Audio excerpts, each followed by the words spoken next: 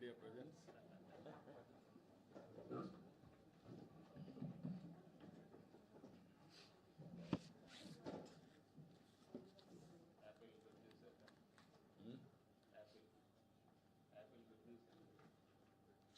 Good news.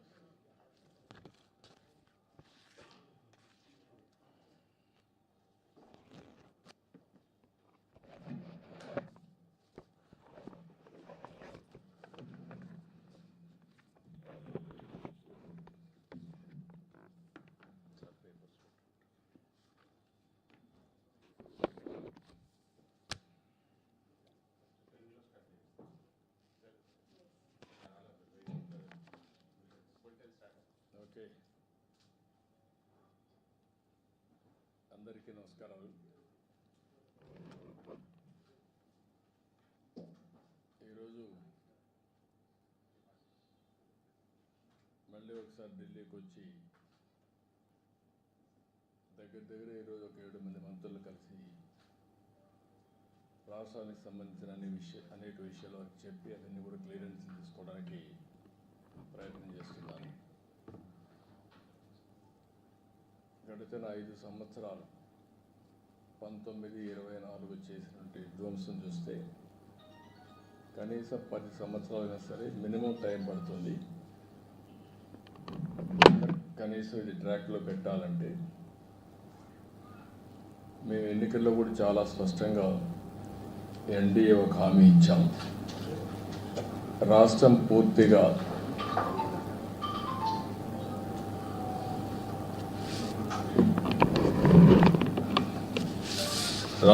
పూర్తిగా విధ్వంసం పాలైంది. మళ్ళీ ఎన్డీఏ వస్తాని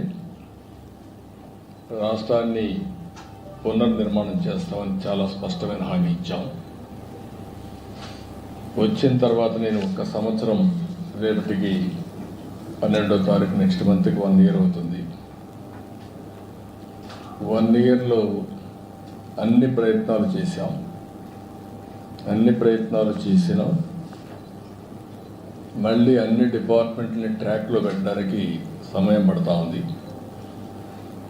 ఈరోజు మనం ఒకసారి చూస్తే 1-2 కాదు, ఎవ్రీ డిపార్ట్మెంటు డీఫంక్షన్ అయింది, లేకపోతే డీరైల్ చేశారు, లేకపోతే ఇర్రిపేరబుల్ డ్యామేజ్ చేసి వదిలిపెట్టారు. ఎక్కడ కూడా నేను ఎప్పుడు చూడలేదు. 4th time ఈమె చాలాసార్లు నేను చెప్పాను, ఎప్పుడు చూడనటువంటి విధ్వంసం జరిగింది. అయితే వేరే మార్గం లేదు, దీన్ని మళ్ళీ ట్రాక్ మీద పెట్టి రీబిల్డ్ చేయడం తప్ప వేరే మార్గం లేదు. దానికోసం ఫైనాన్షియల్గా అయితే ఏమాత్రం కూడా వెసులుబాటు లేనితనాన్ని తెచ్చారు. ఒక పక్క బకాయిలు దగ్గర 1,20,000 కోట్లు బిల్లు మాత్రం 9,94,000 కోట్ల రూపాయలు లయబిలిటీస్ కానీ, పేమెంట్స్ డ్యూ పెట్టింది కానీ, డెట్ కానీ చేసే పరిస్థితికి వచ్చారు. అయితే ఈరోజు ప్రజలు దానికి కావాల్సిన విధంగా పనిష్ చేశారు. మాకు స్పష్టమైన మెజారిటీ, చరిత్రలో ఎప్పుడూ జరగనటువంటి విధ్వంసం జరిగింది. అదే సమయంలో ప్రజలు కూడా ఎప్పుడూ ఈయనటువంటి విజయాన్ని కూడా విక్టరీ ఇచ్చారు. 93% స్ట్రైక్ రేట్, ఎవరు ఊహించినటువంటి విజయం ఇది. అయితే ఈరోజు మేము కూడా ఎంత తొందరలో రెక్టిఫై చేయగలిగే ప్రయత్నం చేస్తున్నాం. ఒక పక్క అమరావతి, ఒక పక్క పోలవరం, ఇంకో పక్క విశాఖపట్నం స్టీల్ ప్లాంట్ని ఒక ప్యాకేజ్ తీసి మళ్ళా రివైవ్ చేయడం, విశాఖపట్నం రైల్వే జోన్, ఇండస్ట్రీస్ కూడా డొమెస్టిక్ ఇన్వెస్ట్మెంట్ ఈ సంవత్సరంలో హైయెస్ట్ ఆంధ్రప్రదేశ్ రావడం, ఇవన్నీ కూడా చేసుకుంటున్నాయి. ఈరోజు నేను ఇక్కడికి వచ్చినప్పుడు 5-6 మంది మంత్రుల్ని 7 మంది మంత్రులు కలుస్తున్నాను. ఒకటి ఏదైతే ప్రహ్లాద్ జోషిని కలిసాము, Andhra Pradesh integrated clean energy policy ఒకటి తీసుకొచ్చాము. ఈ పాలసీ ప్రకారం 72 గిగావాట్ల పవర్ని గ్రీన్ ఎనర్జీ ఉత్పత్తి చేస్తామని చాలా స్పష్టమైన హామీ ఇచ్చాం. ఒరిజినల్గా అయితే 160 గిగావాట్లు ఉత్పత్తి చేయాలని, దేశం మొత్తం 500 గిగావాట్ల non fossil fuel based energy capacity తయారు చేయాలని ఒక లక్ష్యంగా పెట్టుకున్నారు. ఆ లక్ష్యాన్ని మేజర్ చంక్ ఆంధ్రప్రదేశ్లో వచ్చేట్టుగా మేము ఒక ప్రోగ్రాం పెట్టుకొని ముందుకు పోతున్నాం. దీంట్లో వారిని కోరింది ఈరోజు మేజర్గా 28,346 కోట్ల రూపాయలు green energy corridor transmission lines అడిగాం. ఇది చాలా అవసరం. ఎనర్జీని ఉత్పత్తి చేయడమే కాకుండా దాన్ని ట్రాన్స్మిషన్ కూడా చేయాల్సిన అవసరం ఉంది. దానికి ఒప్పుకున్నారు, చేస్తామని చెప్పి హామీ ఇచ్చారు. రాయలసీమలో 11 గిగావాట్ సోలార్ పవర్ని ట్రాన్స్మిట్ చేయాల్సిన అవసరం ఉంది. పంప్డ్ ఎనర్జీ కూడా ఒక 7,370 మెగావాట్లని ఇది చేయాల్సిన అవసరం ఉంది. ఈ రెండింటి కూడా వారికి చెప్పిన తర్వాత దాన్ని పాజిటివ్గా తీసుకొని చేస్తా అన్నారు. అదే సమయంలో ఏదైతే సోలార్ రూఫ్ టాప్ సూర్యగారు ఈ కార్యక్రమం కింద ఒక 30 లక్షల కుటుంబాలకి కరెంట్ ఇవ్వాలనుకుంటున్నాం. దాన్ని కూడా క్లియరెన్స్ ఇవ్వమని చెప్పి అడిగాను. ఇది డిమాండ్ డ్రివన్ ప్రోగ్రామ్ కాబట్టి మీరు ఎంత చేసి అంత ఇస్తామని చెప్పారు. దాని ప్రకారం మ్యాక్సిమం వెళ్తున్నాం. ఇది కూడా క్లియర్ చేయడం జరిగింది. అందుకే కాన్స్టిట్యున్సీకి మినిమం 10,000 రూఫ్ టాప్ సూర్యగారి కింద ముందుకు పోతున్నాం. ఇది కూడా వార్ ఫుటింగ్లో ఎస్పెషలీ వీకర్ సెక్షన్స్కి ఎస్సీ ఎస్టీ ఫ్రీగా ఇస్తాం. గవర్నమెంట్ ఆఫ్ ఇండియా ఇచ్చేదే కాకుండా బీసీలకు అదనంగా ఒక 20,000 రూపాయలు అదనంగా ఇస్తాం. దీన్ని పెద్ద ఎత్తున టేకప్ చేశాం. ఇంకొక పక్కన సబ్స్టేషన్ ఫీడర్ లెవెల్లో కుసుమ్ కింద 2,000 మెగావాట్లు ఉత్పత్తి చేయడానికి అనుమతించారు. అది కూడా శాంక్షన్ చేశారు. దాన్ని కూడా తీసుకొని ముందుకు పోతాం. దీంతో ఆంధ్రప్రదేశ్ గ్రీన్ ఎనర్జీ హబ్గా తయారవుతుంది. రాయలసీమలో అడ్వాంటేజ్ ఉంది. ఒక పక్క సోలార్ ఎనర్జీ, ఇంకొక పక్కన ఏదైతే విండ్ ఎనర్జీ, మూడోది పంప్డ్ ఎనర్జీ. ఈ మూడు కలిపి బ్యాటరీ కూడా పెట్టుకోగలిగితే 24/7 పవర్ వచ్చే పరిస్థితి వస్తుంది. ఏదైతే ఈ వ్యవస్థని పూర్తిగా నిర్వీర్యం చేశారు, ఈరోజు కాస్ట్ తగ్గించే దిశగా వినియోగదారుడికి బెనిఫిట్ అయ్యే విధంగా, అదే మరి అల్టిమేట్గా ఆంధ్రప్రదేశ్ గ్రీన్ ఎనర్జీ హబ్గా డౌన్ స్ట్రీమ్ ఇండస్ట్రీస్కి ముందుకు పోతున్నాం. రాయలసీమ అయితే గ్రీన్ ఎనర్జీ ఉత్పత్తి చేయడం మనకు వస్తుంది. అదే మరి కోస్టల్లో ఏవైతే పోర్ట్స్ ఆధారంగా చేసుకొని ఎక్కడికక్కడ గ్రీన్ హైడ్రోజన్, అమోనియా ఇవన్నీ ఎక్స్పోర్ట్ చేయడానికి అవకాశం ఉంది. ఆ కార్యక్రమంలో ముందుకు పోతున్నాం. అదే సమయంలో రెండోది రాజ్నాథ్ సింగ్ గారిని కలిశాను. వారిని మనస్ఫూర్తిగా అభినందించారు. ఏది సింధూర్ ఆపరేషన్ గ్రాండ్ సక్సెస్ చేశారు, చాలా ఎఫెక్టివ్గా చేశారు. దానికి అభినందించాను. అదే సమయంలో డిఫెన్స్ కూడా చాలా బాగా చేశారు. దేశం అంతా కూడా మన డిఫెన్స్ పట్ల ఒక నమ్మకం కలిగింది, ఆత్మవిశ్వాసం పెరిగింది, గౌరవం పెంచుకునే పరిస్థితికి వచ్చారు. దానికి అప్రిషియేట్ చేస్తున్నాయి. రాష్ట్రానికి సంబంధించిన కొన్ని డిమాండ్స్ ఉంటే అవన్నీ పెట్టాను. దగ్గర ఒక 4 ఇంపార్టెంట్ ప్లేసెస్, ఇవన్నీ డిఫెన్స్ మ్యానుఫ్యాక్చర్ హబ్స్ కింద. ఒకటి జగ్గయ్యపేట డోనకొండ క్లస్టర్, ఒక 6,000 ఎకరాలు ఇక్కడ ఉంది. ఇక్కడ మేజర్ వాళ్ళు అడిగింది missile and ammunition production centre కింద దీన్ని క్రియేట్ చేయమని చెప్పి రిక్వెస్ట్ చేశాను. దానికి కూడా వారు సానుకూలంగా ఉన్నారు. రెండోది లేపాక్షి మడకసిర, ఇక్కడ ఒక 10,000 ఎకరాలు ఉంది. Military and civil air crafts కానీ ఎలక్ట్రానిక్స్ మ్యానుఫ్యాక్చరింగ్. అదే మరి ఇంకొక పక్కన ఒక ఏరోస్పేస్ ఎకోసిస్టమ్ క్రియేట్ చేయాలని చెప్పి కోరాను. దానికి కూడా ఆయన సుముఖంగా ఉన్నారు. అదే మరి విశాఖపట్నం అనకాపల్లి క్లస్టర్, ఈ ఏరియాలో మనం చూస్తే naval equipment production, weapon testing, అదే మరి లీవరేజింగ్ స్ట్రాంగ్ మ్యారిటైమ్ ప్రజెన్స్ ఉంది కాబట్టి ఈస్టర్న్ నేవల్ కమాండ్ కూడా ఉంది. ఇవన్నీ ఆధారంగా తీసుకొని అక్కడ బేస్ చేసుకొని ఇవన్నీ ప్రొడక్షన్ కోసం ముందుకు రమ్మని కోరాం. అదే మరి కర్నూలు ఓర్వకల్ 4,000 ఎకరాలు ఇవ్వడానికి సిద్ధంగా ఉన్నాం. ఇక్కడ military drones, robotics, advance defence కాంపోనెంట్స్ని మ్యానుఫ్యాక్చర్ చేయాలని చెప్పి కోరాను.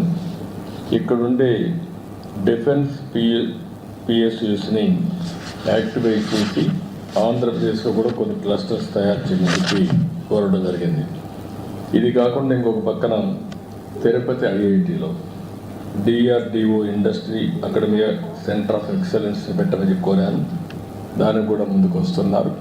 ఇంకొక పక్కన common storage policy for ammunition, అదే మరిగా లైసెన్స్ అథారిటీస్ కావాల్సినటువంటి స్టోరేజ్ కానీ టెస్టింగ్ కానీ ఇవన్నీ కామన్ ఇన్ఫ్రాస్ట్రక్చర్ క్రియేట్ చేయమన్నాం. అది కూడా చేస్తూ ఉన్నారు. ఇంకొక పక్కన పెద్ద ఎత్తున ఏరోస్పేస్ మ్యానుఫ్యాక్చరింగ్ అండ్ ఎంఆర్ఓ కూడా క్రియేట్ చేయమని చెప్పి రిక్వెస్ట్ చేశాం. ఇక్కడ మెయిన్గా ఆంధ్రప్రదేశ్లో రాయలసీమ ప్రాంతంలో Lepakshi to Orvakal hi-tech industries వచ్చేందుకు అవకాశం ఉంది. ఒక పక్క aerospace, civil and also military aircrafts, అదే సమయంలో అదర్ ఎకోసిస్టమ్ డ్రోన్స్ కానీ ఇవన్నీ తయారు చేయడానికి అవకాశం ఉంటుంది. ఇంకొక పక్కన ఈరోజు యాపిల్ మీటింగ్ కూడా పెట్టుకున్నాం. అందరూ కూడా వచ్చారు, మ్యానుఫ్యాక్చరర్స్ అందరూ వచ్చారు. They are very positive. Especially Bengaluru to Hyderabad కారిడార్లో లేపాక్షి టు ఓర్వకల్ ఈ మధ్యలో ఎలక్ట్రానిక్స్ సిటీనే కట్టడానికి వారు సిద్ధంగా ఉన్నారు. వాళ్ళందరితో మాట్లాడాం. వాళ్ళు తొందరలో నాకు 3 నెలల్లో పని ప్రారంభిస్తామని హామీ ఇచ్చారు. ల్యాండ్ అవన్నీ ఫైనలైజ్ చేసి వీఆర్ మూవింగ్ ఫార్వర్డ్.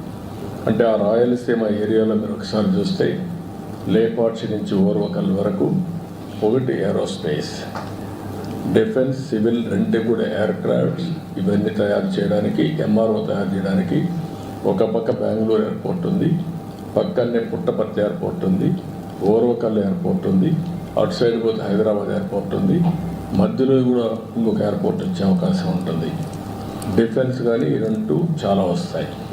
మూడోది అక్కడికి వచ్చే కొందికి ఎక్కువగా ఎలక్ట్రానిక్స్ కోసం మ్యానుఫ్యాక్చరింగ్ హబ్గా తయారు చేస్తాం. డ్రోన్స్ అన్నీ కూడా మిలిటరీకే కాకుండా కమర్షియల్గా మనం వాడుకోవడానికి ఏమేమి కావాలనో యూస్ కేసెస్ అని తయారు చేసి ఇప్పటికే డ్రోన్ సిటీ పెట్టాం. First of it's kind in India. Use cases అన్ని తయారు చేస్తున్నారు. మ్యానుఫ్యాక్చరింగ్, పైలట్స్ ట్రైనింగ్, ఒక ఎకో సిస్టమ్ క్రియేట్ చేసి కంట్రీకి మొత్తం ఒక హబ్గా తయారు చేస్తున్నాం. కాబట్టి ఇది ఒక పక్కన వస్తుంది. ఇంకొక పక్కన ఏదైతే స్పేస్ ఇండస్ట్రీ ఆంధ్రప్రదేశ్లో ఒక అడ్వాంటేజ్ ఉంది. ఆ అడ్వాంటేజ్ కూడా మీరు ఒకసారి చూస్తే శ్రీహరికోట లాంచింగ్ ప్యాడ్ ఉంది. దేశంలో ఎక్కడా లేని ఇన్ఫ్రాస్ట్రక్చర్ ఉంది. దాన్ని అవకాశంగా తీసుకొని ఆ ఏరియాలో ఒక 2,000 ఎకరాల్లో ఒక క్లస్టర్ ఒకటి ఏర్పాటు చేసి, ఒక సిటీ ఏర్పాటు చేసి, ప్రైవేట్ సెటిలైట్స్ లాంచింగ్ అంతా అక్కడ మ్యానుఫ్యాక్చరింగ్, లాంచింగ్ రెండు కూడా పోతున్నాం బై యూజింగ్ శ్రీహరికోట. దాన్ని కూడా నేను రిక్వెస్ట్ చేశాను. అది కూడా వర్కౌట్ చేస్తున్నాను. అంటే ఇవన్నీ వస్తే రాయలసీమలో హైటెక్ ఇండస్ట్రీ పెద్ద ఎత్తున వస్తుంది, ఒక హబ్గా తయారవుతుంది, దేశానికి ఒక తలమానికంగా తయారయ్యే అవకాశం వస్తుంది. వాళ్ళు కూడా ఎలక్ట్రానిక్ సిటీ వాళ్ళు కూడా మేజర్ కన్సార్టియంలో ఉంటారు. యాపిల్ ఆల్ మ్యానుఫ్యాక్చరర్స్ ఎంఓఈ చేసుకుంటా ఒక 3 నెలల్లో వర్క్ స్టార్ట్ చేయాలని చెప్పాం. పాలసీస్ అన్ని వర్కౌట్ చేస్తున్నారు. ఆల్ ఇన్ఫ్రాస్ట్రక్చర్ ప్రొవైడ్ చేసే బాధ్యత మాది.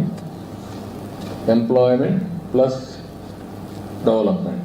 ఎందుకంటే ఒక పక్కన ఆ ఏరియాలో మీకు పెద్ద advantage Bengaluru airport, air cargo, see cargo, Krishnapatnam port, road కూడా ఉన్నది బెస్ట్ రోడ్. సిటీస్ చూస్తే బెంగళూరుకు నేచురల్ డెస్టినేషన్ టువర్డ్స్ లేపాక్షి. కాబట్టి ఇన్ని అడ్వాంటేజెస్ ఉన్నాయి. కాబట్టి they are also showing interest. ఇది పెద్ద హబ్గా తయారు చేస్తాం. That is where we are working. ఇది కాకుండా ఇంకొక పక్కన నేను ఇప్పుడే డిఫెన్స్ మినిస్టర్తో మాట్లాడినప్పుడు భారత్ ఎలక్ట్రానిక్స్ లిమిటెడ్ పాలసముద్రం అనంతపురం జిల్లాలో ఉంది. దీన్ని కూడా లాజికల్గా తీసుకుపోవాలి. మొన్నే అన్ని ఇన్సెంటివ్స్ ఇచ్చాం, లాజికల్గా తీసుకుపోవాలని చెప్పి అడిగాను. దాన్ని కూడా వర్కౌట్ చేస్తామన్నారు. ఇంకొక పక్కన యుఏటిఎన్ఎల్, అదే మరిగా మిథాని అండ్ నాల్కో, వీళ్ళందరూ కూడా 60,000 TPA high end aluminium alloys protection plant నెల్లూరులో ఉంది. దానికి కూడా అన్ని క్లియరెన్స్ ఇచ్చాం. దాన్ని తొందరలో అమలు చేయమని చెప్పి రిక్వెస్ట్ చేశాను.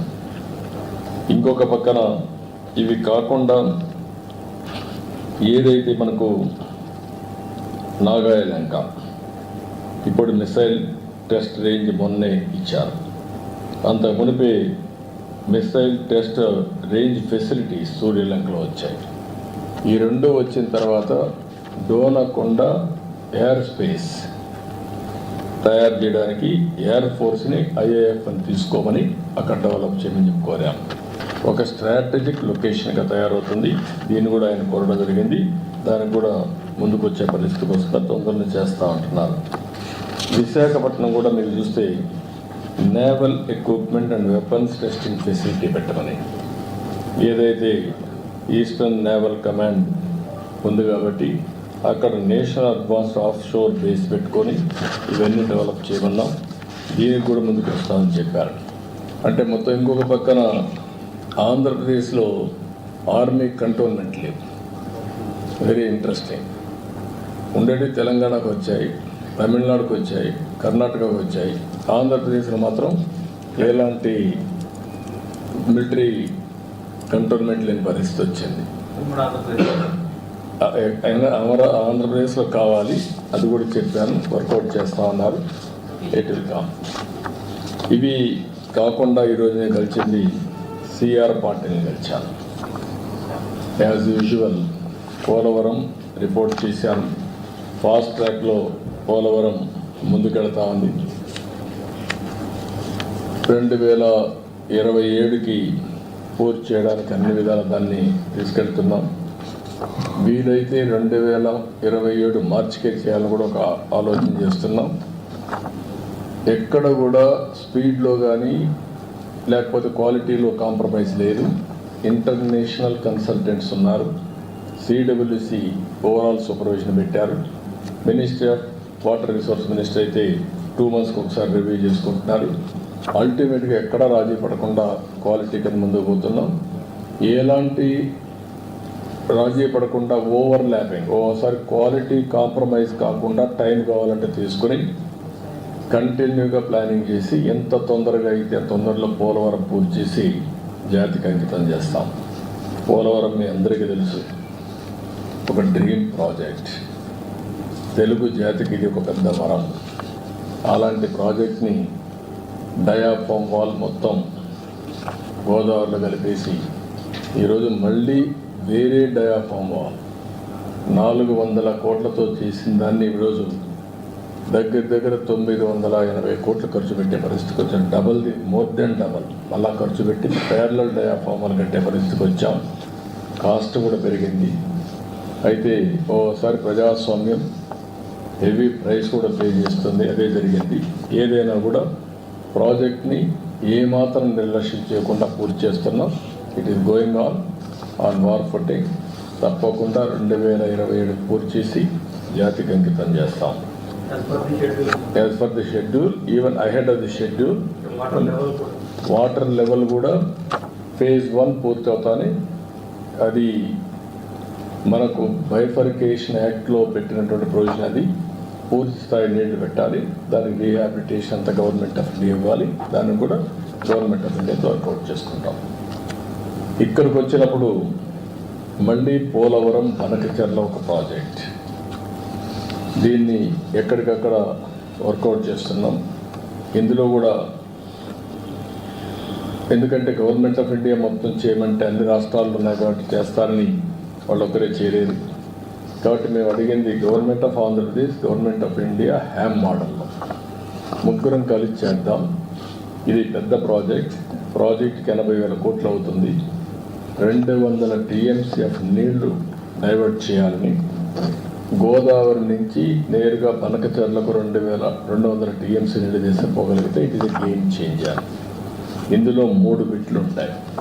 ఒకటి first Godavari Krishna, 2 Krishna to Nagarjuna Sagar right main canal, అక్కడ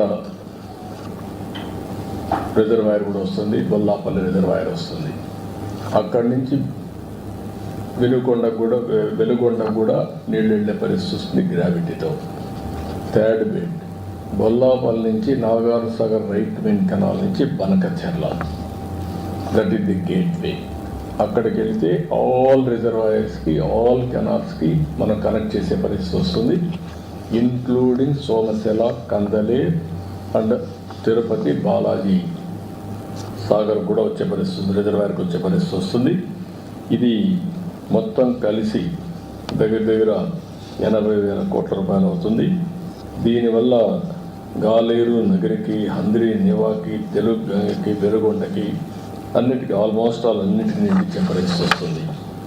దీన్ని తొందరలోనే 1 month లోపల ఎగ్జామిన్ చేయమన్నాం. ఇది ఎవరికి కూడా వ్యతిరేకం కాదు. ఈరోజు తెలంగాణ రాష్ట్రంలో అక్కడ చిన్న ప్రాజెక్ట్, వాడు కూడా కొన్ని ప్రాజెక్టులు చేస్తున్నారు గోదావరి మీద. అక్కడ మిగిలిన నీళ్ళు ఇక్కడికి వస్తే ఇక్కడ ఏ రాష్ట్రానికి పోయే పని లేదు. ఈ నీళ్ళన్నీ నేరుగా విత్ ఇన్ ది స్టేట్. ఇది intra river linkage, not inter state river linkage. Water dispute కూడా లేని ప్రాజెక్ట్. వేరే రాష్ట్రానికి అభ్యంతరం ఉండడానికి అవకాశం లేదు. ఎందుకంటే ఈ నీళ్ళన్నీ కిందికి వచ్చిన తర్వాత కిందన వచ్చిన నీళ్ళని, సముద్రంలో పోయే నీళ్ళని, మిగులు జలాల్ని ఆధారంగా చేసుకుని ఈ ప్రాజెక్ట్ కట్టుకుంటాం. దీనికి గవర్నమెంట్ ఆఫ్ ఇండియా పర్మిషన్ ఇస్తే ఇమీడియట్ వర్క్ స్టార్ట్ అవుతుంది. దీనికి కూడా వర్కౌట్ చేస్తున్నాం. గోదావరి జలాల్లో మిగులు జలాలు కాకుండా ఇప్పటికే గోదావరి జలాలపైన పైనంతా కట్టారు. సౌత్ ఇండియాలో గోదావరి ఒకటే ఎక్కువ నీళ్ళు వచ్చే river. 100 years average 2000 TMC water సముద్రంలోకి పోయింది ఆవరేజ్. ఈరోజు తీసుకున్న నీళ్లు 200 TMC నీళ్లు, మిగులు జలాలు సముద్రంలోకి పోయే నీళ్ళని ఇక్కడ డైవర్ట్ చేసుకుంటున్నాం కరువు ప్రాంతానికి. కాబట్టి ఎవరికి అభ్యంతరం పర్లేదు. అందరితో మాట్లాడతాం, అందరిని కన్విన్స్ చేస్తాం, అందరం కలిసి గోదావరి నీళ్ళు వాడుకుంటాం. అందరితో మాట్లాడుతున్నారు, మాట్లాడి దాన్ని సార్ట్అవుట్ చేసి ముందుకు వెళ్తాం. అందరితో కూడా మాట్లాడుకోవాల్సిన అవసరం అని మాట్లాడుతూ ఉన్నాను. ఇది ఇంకా చిన్న ప్రాజెక్ట్స్ ఉంటే అవన్నీ కూడా వారికి ఇచ్చాను. ఇరిగేషన్లోని మోడర్నైజేషన్ కింద ఏదైతే మొత్తం ఇరిగేషన్ మోడర్నైజేషన్ కింద CADWH అని ఒక ప్రాజెక్ట్ ఇది. దీనికి ఒక 100 కోట్ల రూపాయలు ఇస్తే పైప్ లైన్లో నీళ్ళు తీసుకెళ్ళడం, కాలువలు కాకుండా ఒక పైలట్ చేస్తున్నారు. అది కూడా ఇమ్మన్నాం, అది కూడా ఇస్తామని చెప్పి ఒప్పుకున్నారు. రెండోది ఏపీ మన నేషనల్ హైడ్రాలజీ ప్రాజెక్ట్ కూడా ఒక 2-3 నెలల్లో శాంక్షన్ చేస్తూ ఉన్నారు. మొత్తం మ్యాపింగ్ చేయడం, ground water, surface water, soil moisture అన్ని ఇది చేసి వాటర్ మేనేజ్మెంట్ కోసం అది కూడా వర్కౌట్ చేస్తున్నాం.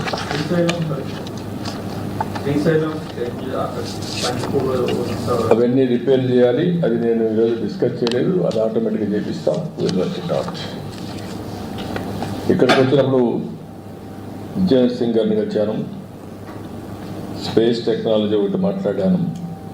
2 విజ్ఞాన్ ధార కింద తిరుపతి IIT ఉంది, ఐజర్ ఉంది, సతీ సైఫ్ అంటే sophisticated analytical and technical help institute ఒకటి, సోఫిస్టికేటెడ్ అనలిటికల్ ఇన్స్ట్రుమెంటల్ ఫెసిలిటీ 2 కూడా పెట్టమని చెప్పి కోరాను.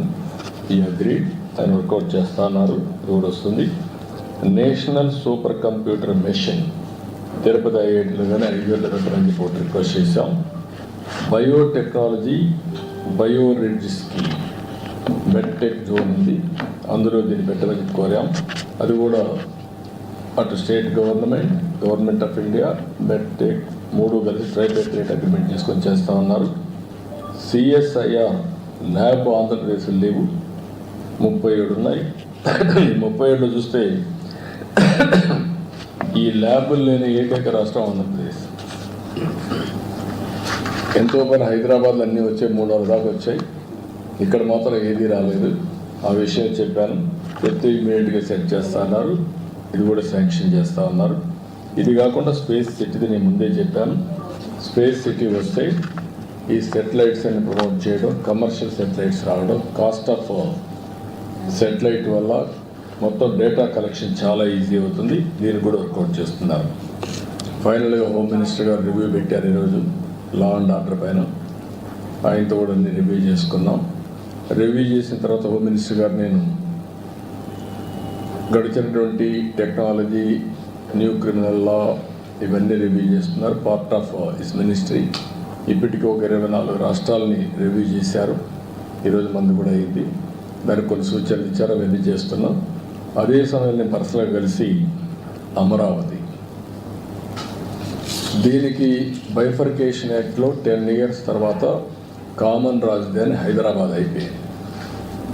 ఇప్పుడు నోటిఫై చేయాల్సిన అవసరం ఉంది. ఇంత మునిపే అమరావతిని క్యాపిటల్గా చెప్పారు, రికగ్నైజ్ చేశారు. ఇప్పుడు యాక్ట్లో పెట్టారు కాబట్టి 10 years అయింది కాబట్టి దీన్ని యాక్ట్లో పెట్టి బైఫర్కేషన్ యాక్ట్లో నోటిఫై చేయాల్సిన అవసరం ఉంది. అది కూడా చెప్పాను, చేస్తా ఉన్నారు. అమెండ్మెంట్స్ తీసుకొస్తామని చెప్పి హామీ ఇచ్చారు. అదే మరి రాయలసీమలో ఉండే వాలంటీర్ ఆర్గనైజేషన్ ఆర్డిటి, ఆ విషయం కూడా మన హోమ్ మినిస్టర్ గారి దృష్టి తీసుకొచ్చాను. ఎందుకంటే one of the best servicing organisation అది. ఎప్పటి నుంచో అక్కడ హెల్త్, ఎడ్యుకేషను, రాయలసీమ డెవలప్మెంట్ కోసం ఎనలేని కృషి చేశారు. నేను లెటర్ ఇచ్చి దీన్ని తప్పకుండా కన్సిడర్ చేయాలని చెప్పి రిక్వెస్ట్ చేశాను. అది కూడా ఎగ్జామిన్ చేస్తానని చెప్పి హామీ ఇచ్చారు. ఈ బ్రీఫ్గా నిర్మలా సీతారామన్ గారి దగ్గరికి వచ్చినప్పుడు మాకుండే ఫైనాన్షియల్ ప్రాబ్లమ్స్ అన్నీ ఎప్పటికప్పుడు ఎక్స్ప్లెయిన్ చేసి, ఇంకా బెయిల్అవుట్ కావడానికి ఇంకా కొంచెం టైం పడుతుంది, ఏ విధంగా చేస్తారో శాసకి కింద కానీ, లాస్ట్ టైం ఒక స్కీమ్ పెట్టారు, పూర్వోదయ స్కీమ్ పెట్టారు. ఆ పూర్వోదయ స్కీమ్ కింద కొంత డబ్బులు ఇప్పించమని కోరాను. ఈ రెండూ కాకుండా ఇంకొక పక్కన మనకు బకాయిలు రావాల్సినవి అంటే వేరియస్ రీజన్స్ వల్ల కట్ చేశారు, అవి కూడా ఇమ్మని చెప్పి రిక్వెస్ట్ చేశాను. ఇవి కాకుండా ఫైనల్గా బనకచర్ల, పోలవరం ఆర్థిక సహాయం చేయడానికి ఫైనాన్షియల్ స్ట్రక్చరింగ్ కోసం రిక్వెస్ట్ చేశాను. దానికి కూడా వరుసముఖంగా ఉన్నాను. ఇది బ్రీఫ్గా. రేపు నీతి ఆయోగ్ 2047 ఏదైతే విజన్ 2047 వికసిత్ భారత్, దీనికి కావాల్సిన అరేంజ్మెంట్ చేయడం కోసం, లేకపోతే వేరియస్ ఐడియాస్ తీసుకోవడం కోసం ప్రధానమంత్రి పెట్టాడు. దానిపైన I will give my presentation, then I will tell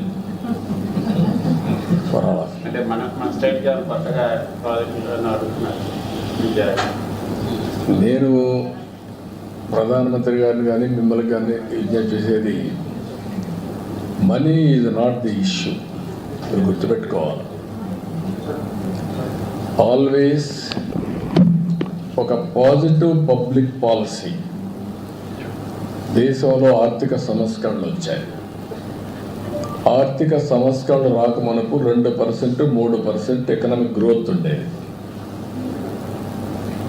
ఆర్థిక సంస్కరణలు వచ్చిన తర్వాత గ్రోత్ అబ్నార్మల్గా పెరిగింది. మనకు IT advantage, first mover advantage వచ్చింది. అదొక పబ్లిక్ పాలసీ. ఒక్క ఐటీతో ఈరోజు ప్రపంచం మొత్తం భారతీయుల యొక్క శక్తి, హైయెస్ట్ పర్ క్యాపిటల్ ఇన్కమ్కి చిరునామాగా తయారయ్యారు. అందులో ఫస్ట్ మూవర్ కింద తెలుగు వాళ్ళు ఉన్నారు కాబట్టి 33% తెలుగు వాళ్ళు తయారయ్యే పరిస్థితికి వచ్చారు. మనం పెట్టిన policy demographic dividend as a windfall వచ్చింది. India is only the country having advantage, demographic dividend. ఈ 3 డెడ్లీ కాంబినేషన్. మీరందరూ ఎంతో పైన ఎంత డబ్బులు ఇస్తారు, 1000 కోట్లు ఇస్తారా, 50 కోట్లు ఇస్తారా, ఇందులో ఉన్నారు.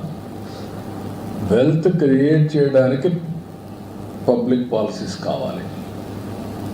పబ్లిక్ పాలసీలు కూడా మీరు చూస్తే ఒకప్పుడు పీపీపీ మోడల్స్ వచ్చాయి, public private partnership. Now public private పార్ట్నర్షిప్లోనే వైబిలిటీ గ్యాప్ ఫండింగ్ వస్తుంది, హ్యామ్ మోడల్స్ వస్తున్నాయి. మనం గుర్తుపెట్టుకోవాలి.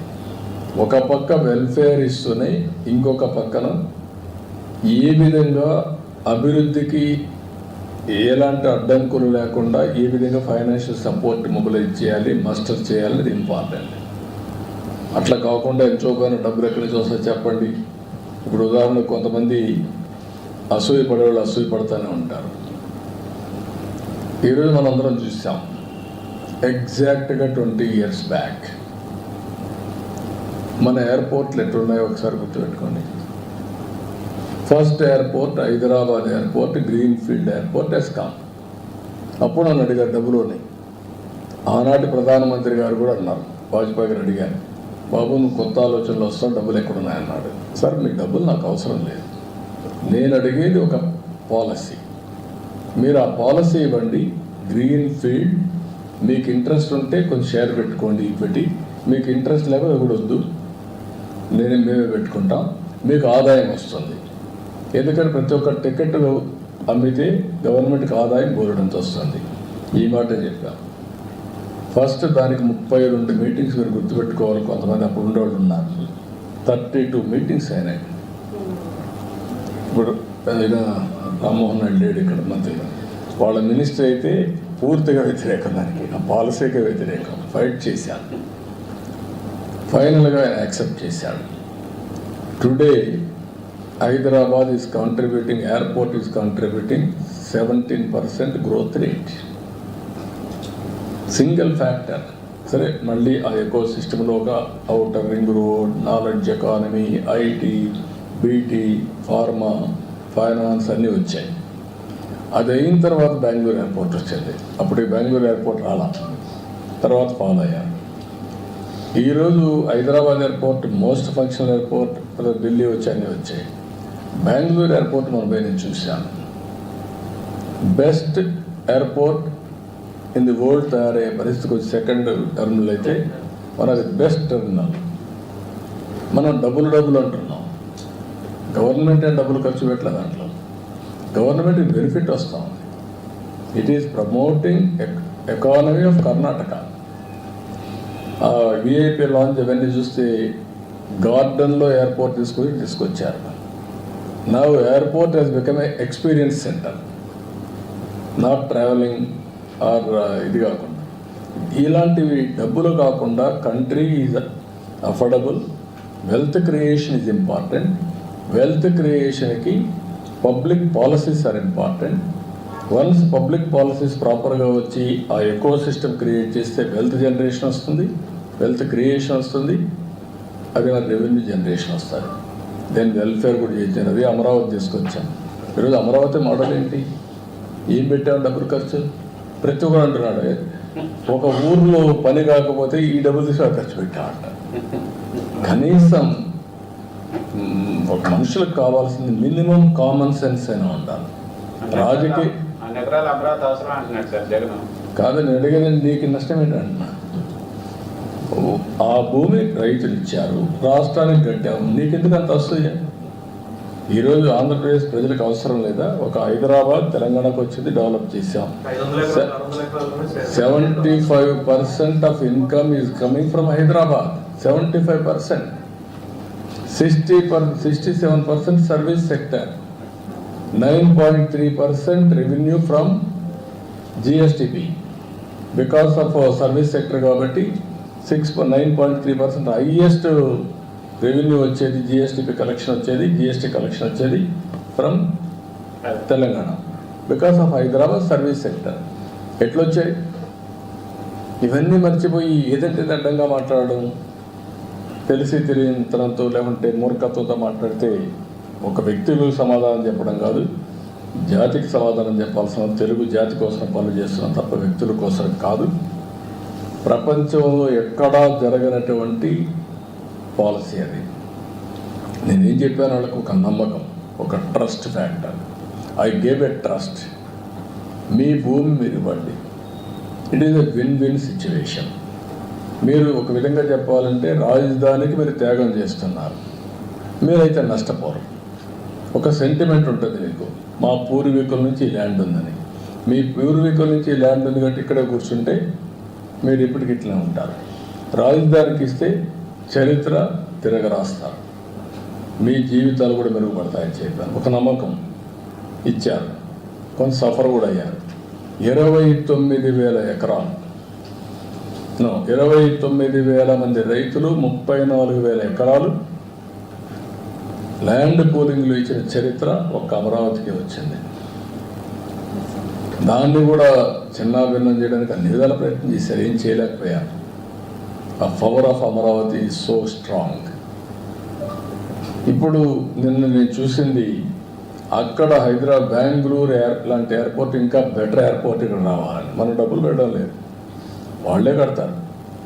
వాళ్ళు కడితే మనకు రెవెన్యూ వస్తుంది, అమరావతిలో ఇంటర్నేషనల్ ఎయిర్పోర్ట్ వస్తుంది, రావాలి. లేకపోతే డెవలప్ అవుతే ఎట్లా ఉంటే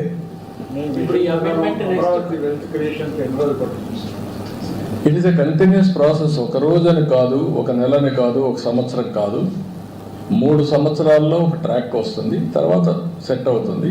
it's a continuous process. Hyderabad కంటిన్యూగా డెవలప్ అవుతుంది, ఈవెన్ బెంగళూరు కంటిన్యూగా డెవలప్ అవుతుంది, అదే మనకి ఇది కూడా వచ్చేస్తుంది.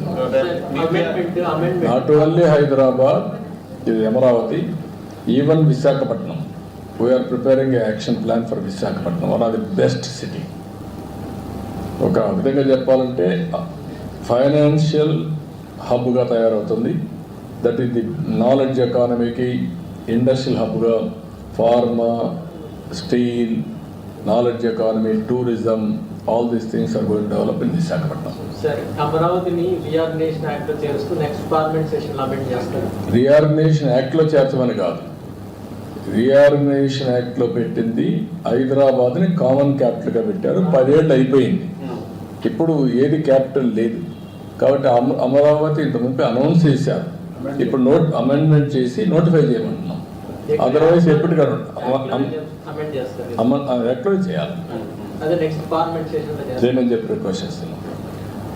Sir, if you can throw light on your visit to Delhi, especially your meeting with Rajnath Singh in the wake of the defense projects that you proposed from Andhra. No, I asked so many projects, 5 clusters I asked him. Sainik school also. Sainik schools also, private schools is saying PPP model they are giving.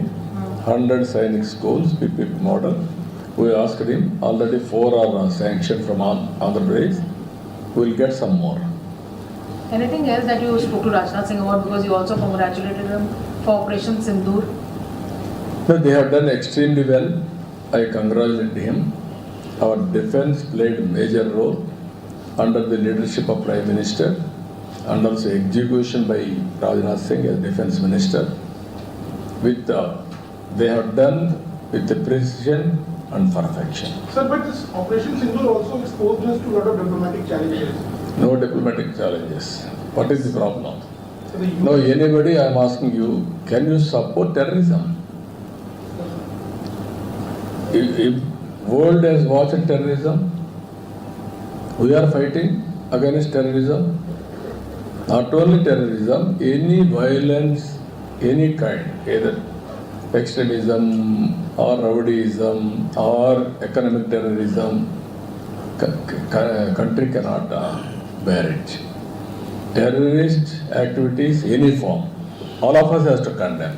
Otherwise, what is the safety for you to sit here? I am asking you. You want that life? Any civilized world? We are living in a civilized world. Civilized world cannot tolerate terrorist activity or terrorism for that matter. So my next question is on the tolerance bit. On the Operation Sindoor, on the recent arrest of Ashoka University professor, just for opinionating his opinions. He was a little critical of the government and he was arrested. So when we talk about Vincent Maharaj, and also talk about... No, what I am asking you, nation first. Yes. By sitting in the nation, you can talk. You cannot talk other countries or praising other countries. What is that? I am asking you. Democracy, democracy. But by damaging, even by sitting in India, you can operate for Pakistan. Is it right? Some people are operating. Yesterday, you have seen some YouTube. Yes, a lady. Lady, what is this? You are democracy means not a freelancer to damage the nation. Everybody should have a restraint. You can contribute. One side, defense people are killing. Some places, innocent people, I have seen. They told me, I received the dead body. I have seen eyewitness. I spoke to him. Within 2 minutes, before his eyes, they killed them. Is it right? So all of you have to think, if you are in that position, how you are behaving. That is important. Yes, entire country is totally boiled. All of us have to understand this. Sentiment of the people and security of the common man. Even defense at the cost of countries expended. We are all spending so much of money. Why we are spending money? To protect ourselves, our nation. So one thing that the Prime Minister said is the way in which indigenous defense equipments have come to the fore. As a state which is also looking at making its development path forward and also contributing towards Viksit Bharat, do you think that indigenous procuring of equipment from India is going to be important in the coming times? No, 100% we need indigenous equipment with the latest technologies. That is order of the day. That is where PM made a program, Make in India, Made in India, that helped us. Or otherwise, other technologies are vulnerable, always. Your own technology, always you will have your own USP. And also total protocol under our control. So you spoke about the green energy corridor. Could you tell us, because a lot of us don't understand Telugu, so could you tell us something about... So we are going in a big way. PM has given a program, 500 gigawatts. He wanted to produce green energy. In that program, we offered 72 gigawatts. We are near completion. We want to go 150 to 160 gigawatts we are planning in the near future. In Andhra Pradesh, Rayalaseema is a very good place for solar, wind and pumped energy because of platoon, particular platoon advantages. Now added to that, battery also we are going. That is green energy we are going to use for green hydrogen, ammonia, downstream industries. Already one project, NTPC and Government of Andhra Pradesh, our NetCap, they are having a joint venture. 1,60,000 crores, they are going to start one project for green hydrogen. Another thing, Greenco has started. They are also going for green ammonia in Kakinada. We are having excellent cost also for export of green hydrogen and also downstream industries. Andhra Pradesh is going to become green energy hub. So how many green jobs will it create and what kind of scaling do you think it will require? So it is a new energy. Jobs, for example, biofuel. Reliance has come to set up 500 units. Nearly 2.5 lakh jobs are going to create. 65,000 crores they are going to spend. Any time frame, sir? 3 years time. That is how we are working every project with a time frame. Day of MOU, we are having completion date. So what are the pending dues of the states which the center has to clear? Which one? How much is the pending due? Pending dues. More than 1,20,000 crores we are able to clear some bills. Still there are pending. No, the pending dues. Central government Central నుంచి government. ఎంత మీకు రావాల్సిన pending లో No, not central government. Previous government pending dues. Okay. Not from central government. Central government they have overdrawn and diverted. 92 central sponsored schemes. They gave money. Previous government spent that money for other purpose, they diverted. Now they have blacklisted Andhra Pradesh, not eligible for 92 schemes, central sponsored schemes. Now, 74 we revived. already 74 we have revived. everything we want to revive. Even Jal Jeevan Mission, country is using. They have used only 2,000 crores, that too borewell water for drinking. Sir మీరు home ministry కలిసినప్పుడు మన రాష్ట్రంలో Yes, sir. కుంభకోణాల గురించి ఏమైనా చెప్తారు? అవి ఎప్పుడు చెప్తున్నాను అన్నాం కదా, మీరందరూ చూస్తూనే ఉన్నారు కదా.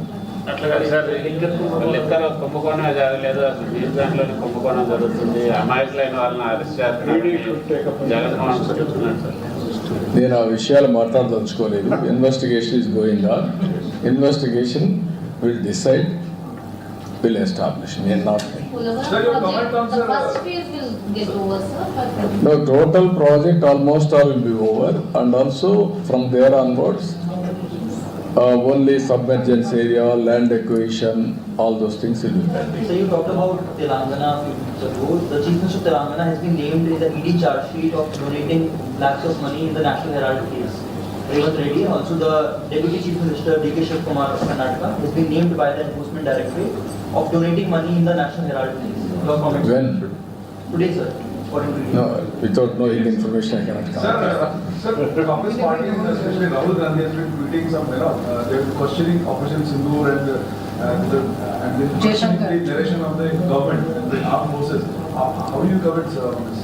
Sir, I am very clear on that. Sindoor, nobody should criticize or attack. That is not correct approach. Operation Sindoor is an inevitable situation to protect ourselves. No provocation. They came to our land, they killed 27 innocent people. Then naturally you have to hit back to create confidence among our citizens. Or otherwise, what is going to happen for this nation? How to protect this nation? Why you are spending so much of money on defense? We are not going wars against others or other countries. Anybody will come. They will create problem. They will kill our people. It is our right to fight it out. That is very clear. All, irrespective of political parties, irrespective of individuals, society, intellectuals, everybody has to support. Then I am very clear. You also. You should not ask. You should condemn there itself. That is the spirit I want to build up this country. Otherwise, why should we work like this? Nation first, individuals next, agenda next. You have to keep in mind, all of you. Delhi liquor case 100 కోట్లు sir, AP liquor case 2 కోట్లు sir. అవన్నీ నీకు తొందరగా వస్తాయి కదా, నేను మాట్లాడేందుకు. Okay,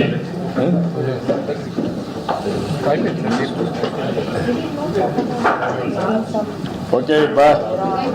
See you, thank you. రేపు దీంట్లో ఈ పాలసీలు, కొత్త పాలసీలు ఏమని చెప్తున్నారా సార్? నీతి ఆయోగ్లో మీరు కొత్త పాలసీలు తీసుకున్నారు. మీకు ఇస్తాను కదా, మీకు ప్రజెంటేషన్ ఇస్తాను కదా. కొంచెం మీరు లోపలికి వెళ్ళి మాట్లాడేటప్పుడే కొంచెం రిలీజ్ చేయమని. ఓకే, నేను ప్రజెంట్ చేస్తాను మీకు. కొంచెం ముందు ఇచ్చినా పర్వాలేదు సార్. మళ్ళీ పేపర్ లీక్ చేయాలి.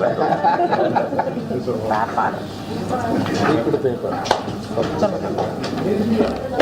1 hour press conference. Some patient. Bhaskar, అదేంటి ట్యాబ్ అది? ట్యాబా? భాస్కర్ అడిగాడు, బాగుందన్నాడు. ఏది అది ట్యాబ్ అది? ఇక్కడ వీళ్ళు మీటింగ్ పెట్టుకున్నాం. Can we